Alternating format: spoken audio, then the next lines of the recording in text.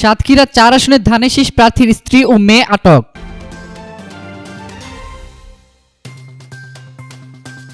সাতক্ষীরা ৪ আসনের ধানের শীষের প্রতীকের প্রার্থী জামায়াত নেতা গাজী নজরুল ইসলাম আটক হওয়ার কয়েকদিন পর তার স্ত্রী ও মেয়েকে আটক করেছে জেলা গোয়েন্দা পুলিশ। আজ দুপুরে তাদেরকে সাতক্ষীরা জেলা কারাগার এলাকা থেকে গ্রেপ্তার করা হয়। আটককৃতরা হলেন গাজী নজরুল ইসলামের স্ত্রী মাকসুদা খানম ও তার মেয়ে শারমিন সুলতানা খুকু।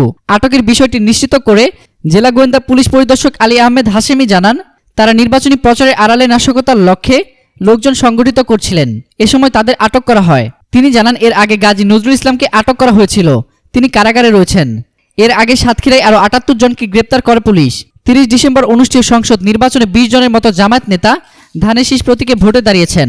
এবার এ আসনে ধানের শীষ প্রতীকের প্রার্থী হন গাজী নজরুল। ২০০১ সালে আসনটিতে বিএনপি জোটের প্রার্থী হিসেবে দাঁড়িপাল্লা প্রতীক নিয়ে নির্বাচিত হয়েছিলেন গাজী নজরুল। ২০০৮ সালে নির্বাচনে মহাজোট প্রার্থী জাতীয় পার্টির গোলাম রেজার কাছে হেরে যান তিনি। নির্বাচনী সকল খবরাখবর পেতে ফ্রিকি নিউজের সাথেই থাকুন। ধন্যবাদ।